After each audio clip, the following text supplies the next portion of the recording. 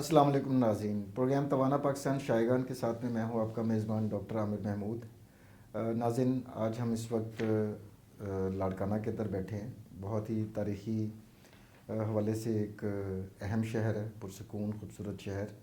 और आज जो हमारा मौजू गुफ्तगू है वो जल्द की एक कंडीशन होती है जिसे हम सेबोरिक डर्माटाइटिस, डैंड्रफ या खुश्की सिकरी भी कह देते हैं आम ज़ुबान में। उसके ऊपर हम बात करेंगे, उसके वजूहात के ऊपर, उसके तरीक़ा इलाज की तरफ और इससे बचाव किस तरीके से मुमकिन है। और जिन एक्सपर्ट को हमने दावत दी है वो हैं doctor Rahul Rai, consultant dermatologist, Chandka medical college hospital Larkana. Welcome to the show doctor साहब। Thank you so much sir, thank you so much for the introduction. और हम भी आपको वेलकम करते हैं लाड़काना में, आप पहली मर्तबा आए हैं। जी बिल्कुल, बहुत शुक्रिया, बड़ी मोहब्बत और आपकी उसका मैं बहुत ममनून हूँ डॉक्टर साहब। अच्छा, सबसे पहले बताइएगा कि ये जो सेबोरिक डर्माटाइटिस या डैंड्रफ डैंड्रफ तो लोगों को काफ़ी हद तक मालूम है, सेबोरिक डर्माटाइटिस शायद लोगों को इतना पता ना हो। ये किस किस्म की जल्दी बीमारियाँ और कितनी आम हैं पाकिस्तान में? सर ये इस तरीके से है कि अगर आप इसको समझने की कोशिश करते हैं तो डेंड्रफ जो है वो माइल्डर फॉर्म होता है सेबोरिक डर्माटाइटिस का, या आप इसको इस तरीके से भी बोल सकते हैं कि स्टेज 1 जो है वो डेंड्रफ है, अगर ये बढ़ जाती है तो फिर सेबोरिक डर्माटाइटिस बन जाती है। अभी ये जो है हम अपने ओपीडीज़ में इस तरीके से देखते हैं कि पेशेंट्स जो है वो 30 to 40% यहाँ पे इफेक्टेड हैं, जिसमें सबसे ज़्यादा जो है एडल्ट्स होते हैं। तो डेंड्रफ एक जगह पे ठहरा रहता है, जैसे हमारे माथे की जो जल्द है वहाँ पे होता है, लेकिन सेबोरिक डर्माटाइटिस इस तरीके से नहीं है। वो नाक पे भी आ सकती है, आँखों में भी आ सकती है, कानों के पीछे भी जा सकती है। यानी कि वो जो आम पब्लिक की परसेप्शन होती है डैंड्रफ, देखें शैम्पूज़ में भी काफ़ी एंटी डैंड्रफ शैम्पू आते हैं जिसमें एड्स भी टीवी के बने होते हैं कि जनाब जिसमें दिखाते हैं कि जो सर के बिल्कुल, बालों से खुश्की जो है वो गिर खुश्की रही जो है। है वो चलती है। तो वो डैंड्रफ जो है वो जो है इनिशियल अलामात हो गई इसकी, बिल्कुल, और वो सिर्फ महदूद है आपके सर तक या माथे तक। एग्जैक्टली। लेकिन सिबोरिक डर्माटाइटिस जो उसकी शदीद फॉर्म है उसमें पूरा जिस्म मुतासर हो सकता है। सर कह सकते हैं कि जिस्म मुतासर हो सकता है, लेकिन कुछ एरियाज ऐसे होते हैं हमारी बॉडी के जहाँ पे ऑयली सिक्रेटिंग ग्लैंड्स या सबीशियस ग्लैंड्स बहुत ज़्यादा होते हैं। तो वो जिस जगह पे ज़्यादा होते हैं वो ज़्यादा मुतासर होते हैं, जैसे नाक हो गया, अपना कानों के पीछे हो गई। उसके बाद जो है ये अपना कभी कभी ऊपर वाली जो छाती वाला जो हिस्सा है वहाँ पे हो जाता है।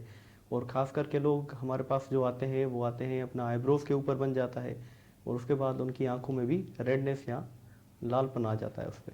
अच्छा, अगर इसकी एटियोलॉजी की बात करें कि इसकी क्या वजूहात होती हैं तो वो क्या किस वजह से ये लोगों में ये सिबोरिक डर्माटाइटिस और डैंड्रफ हो रहा होता है? अच्छा सर, इसकी अगर वजूहत के बारे में जानेंगे तो नेचर को ना जानना बड़ा उसमें बेहतर हो जाएगा कि हम नेचर जाने कि वो किस तरीके से काम करती है। असल में ये होता है कि स्कैल्प जो होती है तो वहाँ पे सबीशियस ग्लैंड्स या ऑयल सिक्रेटिंग ग्लैंड्स बहुत ज़्यादा होते हैं। तो अगर वो ज़्यादा सीक्रेट करते हैं ऑयल या बिल्कुल कम सीक्रेट करते हैं तो ये चीज़ें बढ़ जाती हैं। तो उसमें ये होता है कि एक फंगस है जिसको मेलेफिसिया फरफर के नाम से जाना जाता है। वो फंगस क्या करता है कि ऑयल को कंटिन्यूसली खाता रहता है, हालांकि बॉडी में वो आम तरीके से भी रहता है, लेकिन उसको कहते हैं अपॉर्चुनिस्टिक ऑर्गेनिज्म। जब भी उसको मौका मिलेगा वो मौका ज़रूर परस्त हो गया करेगा। ना। हाँ एग्जैक्टली। जी। तो एक तो रीज़न उनका बन जाता है फंगल इन्फेक्शन। दूसरा ये है कि स्कैल्प सेंसिटिविटी हर बंदे की अलग होती है, ज़रूरी नहीं कि हर बंदे को वही शैम्पू, वही डिटर्जेंट, वही चीज़ें असर करें। अच्छा, तीसरा ये है कि HIV, अगर कोई बंदा इम्यूनो कम्प्रोमाइज्ड है, क़ुव्वत मुदाखलत उसकी जो है बिल्कुल वो कम हो गई है, इम्यूनिटी बिल्कुल कम हो गई है, तो उसमें ये चीज़ें हो सकती है। दूसरी लेकिन एक और। जी एच आई वी का तनासब तो खैर पाकिस्तान में बहुत कम होगा, बिल्कुल। या यहाँ पर केसेस रिपोर्ट हो रहे हैं आपके पास सिंध के अंदर? सर ये था कि रतोदेरो में एक मरतबा इसकी आउटब्रेक हुई थी। अच्छा, आउटब्रेक हो एच आई चुकी वी, है इधर? एग्जैक्टली। ये रिसेंट आउटब्रेक थी जिसमें HIV के पेशेंट्स बहुत ज़्यादा थे। और अभी तो बुक्स में इस तरीके से भी लिखा हुआ है कि अगर किसी को फेबोरिक डर्माटाइटिस है और लॉन्ग टर्म के लिए है तो he should be look for HIV। अच्छा, इतना ज़्यादा एग्जैक्टली। रैम्पेंट होता जा रहा है, वेरी सरप्राइजिंग। अच्छा डॉक्टर साहब, रिस्क फैक्टर्स इसमें क्या क्या हैं?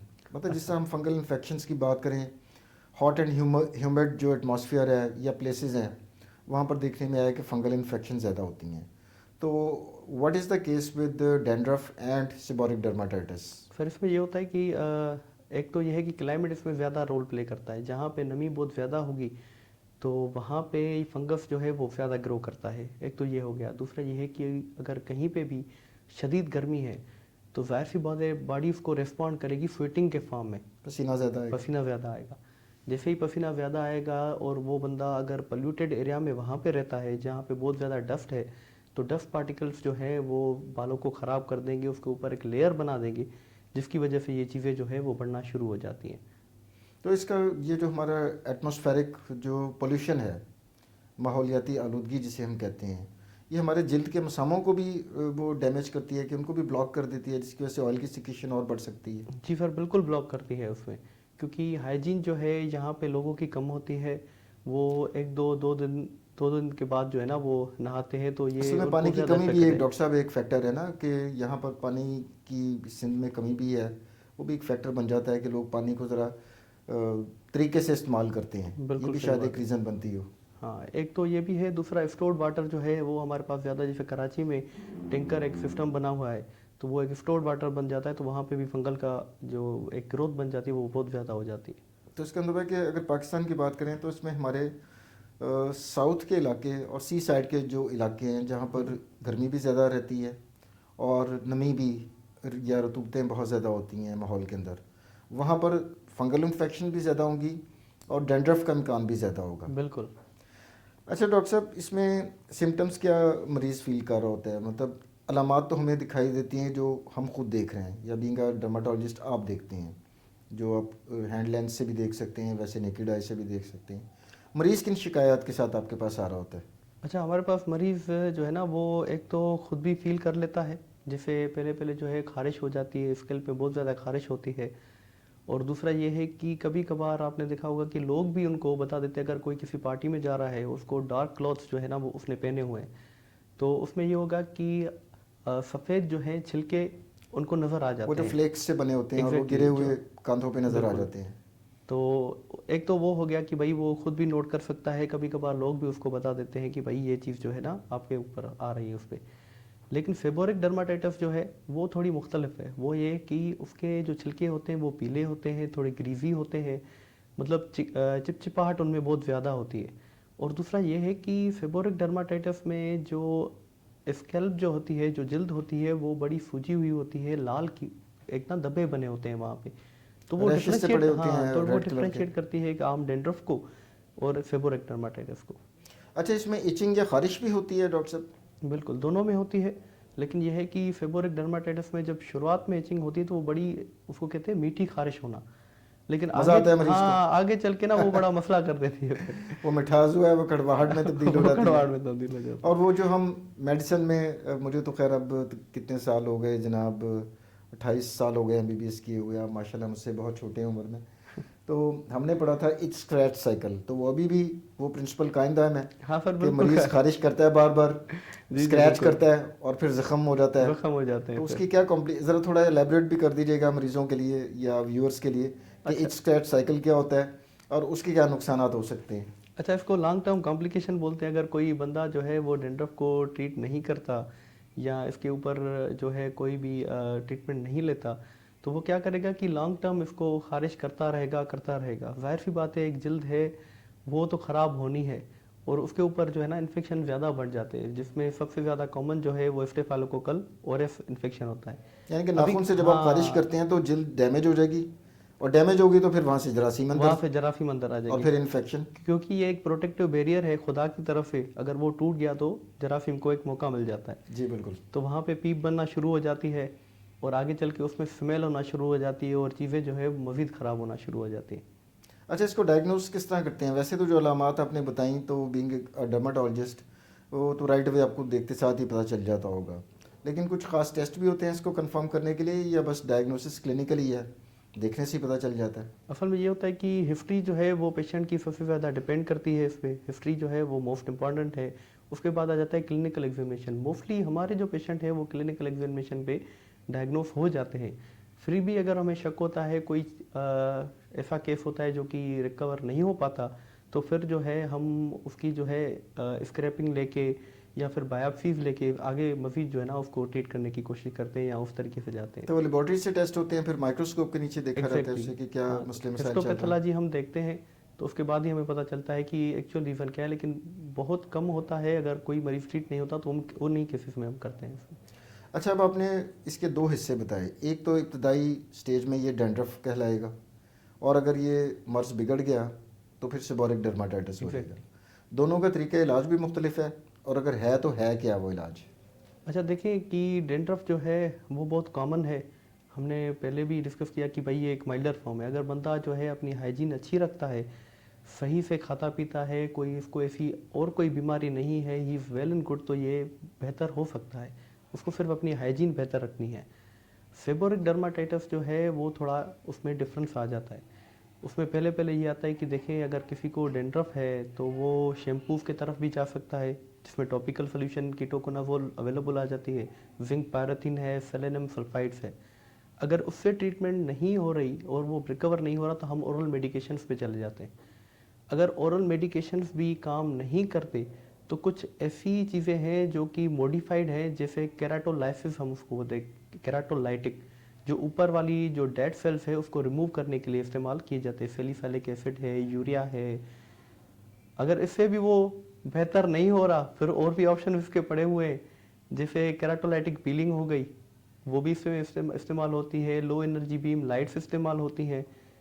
तो इस तरीके से ये एक ना स्टेजेस वाइज एक बना हुआ है, डिपेंड करता है कि पेशेंट हमारे पास किस तरीके से आ रहा है और उसकी प्रेजेंटेशन क्या है।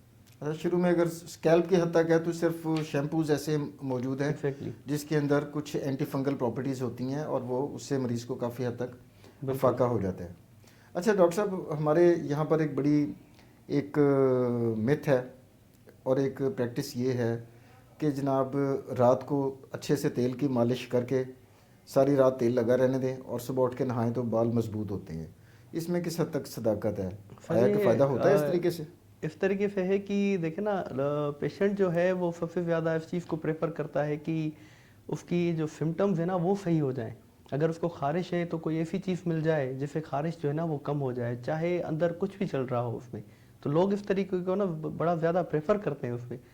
तो ये मिथ मिथ जो है इसलिए बने हुए हैं कि अगर आप जो है दही और अंडा मिक्स करके लगाते हो, या ऑयल जो है आप ज़्यादा इस्तेमाल करते हो, या विनेगर लोग इस्तेमाल करते थे, सुरका, और उसके अलावा लेमन जूस, तो उसमें ये होता है कि वो एक सूदिंग इफेक्ट दे देते हैं, खारिश को ख़त्म कर देते हैं, लेकिन अंदर वाली जो चीज़ चल रही है उसको वो बढ़ा भी देते हैं। तो इसीलिए लोग जो है उसको ज़्यादा प्रेफर करते हैं, उनको लगता है कि ये चीज़ जो है ना वो फिर सही होनी है इसके बाद। हालांकि ये मिथ है, आगे चल के बढ़ा सकता है। पहले भी बताया था कि मिलासिया जो है वो ऑयल पे डिपेंड करता है, तो अल्टीमेटली वो बढ़ जाता है। अच्छा डॉक्टर साहब, इधर हमारे मुल्क में गुर्बत बहुत ज़्यादा है, तो जो ऐसा एक शख्स है जिसको दो वक्त की रोटी के लाले पड़े हों, वो बेचारा अपनी जल्द के डैंड्रफ या सेबोरिक डर्माटाइटिस की तरफ कहाँ तवज्जो दे पाएगा? तो कई ऐसे केसेस होते होंगे जो बिल्कुल डॉक्टर के पास जाते ही नहीं हैं, कुछ भी नहीं लगाते, ट्रीटमेंट लेते ही नहीं हैं। तो एक्सट्रीम क्या फॉर्म हो सकती है इसके बिगड़ने की? क्या शदीद तरीन फॉर्म सेबोरिक डर्माटाइटिस की क्या हो सकती है? सर इसमें ये होता है कि देखिए, एक तो ये क्रोनिक है, इतना ज़्यादा ये इतना इफेक्ट नहीं करती, एक्सेप्ट फॉर द लुक, और कॉस्मेटिक इश्यूज हो सकते हैं। कहीं पे भी वो जाएगा तो लोग शायद उसको पूछेंगे, वो समझेगी कि ये बड़ा बीमार है, कोई ऐसी बीमारी लगी हुई है। लेकिन फिर भी अगर हम इसको एलाबोरेट करें कि भाई आगे चल के एक एक एक इस तरीके की एक्सट्रीम कॉम्प्लिकेशंस क्या होंगी इसके? कॉम्प्लिकेशन बन जाए, तो उसमें एरेथ्रोडर्मा के चांसेस ज़्यादा होते हैं। उसमें ये होता है कि भाई पूरी जल्द जो है वो ख़राब हो सकती है, और जाहिर सी बात है एक मरतबा वो ख़राब हो गई तो बैक्टीरिया अंदर जाके सेप्सिस में पेशेंट जा सकता है। लेकिन बड़ा रेयर केस बन सकता है, ये इतना ज़्यादा नहीं कॉमन नहीं होता। है, हाँ, कॉमन नहीं है। यानी कि कोई ऐसी सीरियस किस्म की कॉम्प्लिकेशन नहीं होती बिल्कुल अदर देन कॉस्मेटिक डिसफिगरमेंट, अगर बिल्कुल मैं सर। कहूँ कि सिर्फ देखने में बुरा लगता है, लेकिन खुदा ना खासा कोई जानलेवा या कोई इतना बहुत कुछ भी नहीं है, बिल्कुल सिस्टेमिक कॉम्प्लिकेशन नहीं हो सकती कि नहीं हो दूसरे अज़ा के ऊपर कोई मनफी असरात नहीं हो सकते इसके, बिल्कुल। जल्द की हद तक ही रहते हैं। अच्छा डॉक्टर साहब, अब होम रेमेडीज़ की तरफ बात करें तो आपके पास घरेलू टोटके करने के बाद भी लोग आ रहे होते हैं। वो टोटके क्या डैंड्रफ के लिए लोग यूज़ करते हैं? सर उसमें ये होता है कि एक तो दही और अंडा जो है वो सबसे ज़्यादा इस्तेमाल होता है, सबसे ज़्यादा वही लोग इस्तेमाल करते वही हैं। इस्तेमाल कर। दूसरा तो ये है कि उनसे सरसों आपने का, पूछा है कि दही और अंडा क्यों इस्तेमाल करते हैं? मतलब क्या उनका फ़लसफ़ा क्या होता है कि इसके अंदर क्या है? सर उसमें ये है कि एक ना पुरानी मिथ बनी होती है, तो लोग जो है ना लोगों से पूछ के इस्तेमाल कर लेते हैं कि भाई किसी और ने इस्तेमाल किया था उसको फ़ायदा हो गया तो हम भी कर लेते हैं उसमें। और दूसरा जो है वो सरसों का तेल है, वो सबसे ज़्यादा फेवरेट है। जब भी कोई ड्राइनेस होती है तो सरसों का तेल पहले नंबर पे आता है, चाहे फंगल इन्फेक्शन ही क्यों ना हो। तो वो तो पहले ही ऑयली है आपकी स्कैल्प, सर, ऑयल ज़्यादा प्रोड्यूस हो रहा है तो सरसों का तेल डालकर तो और ज़्यादा आपने Exactly. जल्दी पे तेल डाल दिया। एग्जैक्टली यही बात जो है वो लोगों को समझनी पड़ेगी इसमें, कि भाई आप जो चीज़ जो है वो ये है कि आग के ऊपर जो ना आप तेल डालते जा रहे हो आगे चल के ये मसला कर देगी। अच्छा, तो इसके अलावा और कोई घरेलू टोटके नहीं लोग यूज़ करते? ये सबसे ज़्यादा जैसे मैंने कॉमन सुना होते था हैं कि शायद विनेगर। वो हाँ, एलोवेरा का जेल भी लोग लगाते हैं उसके ऊपर, उसके बारे में क्या है? वो मतलब हो सकता है, अच्छा हो अच्छा, सकता है? एलोवेरा जेल जो है वो वाटर बेस्ड है, तो इतना ज़्यादा वो इफेक्ट नहीं करता। जो हमने प्रैक्टिस किए हुए, जो हमने देखे हुए पेशेंट, तो एलोवेरा जेल वाले इतने हिसाब से नहीं आते, लेकिन ये है कि इसका कोई इफेक्ट भी नहीं है फिर। अच्छा, इफेक्ट सूदिंग कोई इफेक्ट है, हाँ, बेनिफिशियल इफेक्ट कोई नहीं है, सिर्फ सूदिंग इफेक्ट ही है। सूदिंग इफेक्ट है हाँ, सिर्फ। एग्जैक्टली। अच्छा डॉक्टर साहब, अब हम प्रोग्राम के अख्ताम की तरफ बढ़ रहे हैं, तो मैं चाहूँगा कि डैंड्रफ और सेबोरिक डर्माटाइटिस से बचाव के लिए आप हमारे व्यूअर्स को क्या मैसेज देना चाहेंगे प्लीज़? सबसे पहले ये है कि आपको हाइजीन जो है वो बेहतर से बेहतर रखनी है। दूसरा ये है कि किसी और की बातों पे आपको अमल नहीं करना है। और तीसरा ये है कि अगर आपके सामने कोई ऐसा पेशेंट हो या मरीज़ हो जिसको ये चीज़ आप देख रहे हैं, तो आप उसको रिकमेंड करें कि किसी डर्माटोलॉजिस्ट नियर बाय उसको दिखाए। और तीसरा ये है कि अपने टॉवल्स जो है, अपनी चीज़ें जो है वो अपनी बेहतर है कि प्राइवेसी में रखें, किसी और के साथ शेयर न करें, ये चीज़ें बढ़ सकती हैं। तो इस हवाले से जो है वो चीज़ कंट्रोल भी हो सकती है, बेहतर भी हो सकती है। जो जिस चीज़ का एक्सपर्ट है वो इसको बेहतर बना सकता है। आखिर में नाज़रीन, मैं डॉक्टर राहुल राय का शुक्रगुजार हूँ कि डैंड्रफ और सेबोरिक डर्माटाइटिस जो खुश्की सिकरी जिसे हम उर्फ़ आम में कहते हैं, काफ़ी कॉमन एक बीमारी है, ख़ास तौर पर उन जगहों पर जहाँ पर गर्मी और नमी ज़्यादा हो, तो वहाँ पर ये मसाइल ज़्यादा होते हैं जिल्द के। इसके ऊपर उन्होंने काफ़ी सेर हासिल गुफ्तगू की, बड़ी मुफीद मालूमात आप तक पहुँचाई। उम्मीद करता हूँ कि आपको तवाना पाकिस्तान की आज की एपिसोड पसंद आई होगी। अगले प्रोग्राम तक के लिए डॉक्टर आमिर को इजाज़त दीजिए। अल्लाह हाफ़िज़।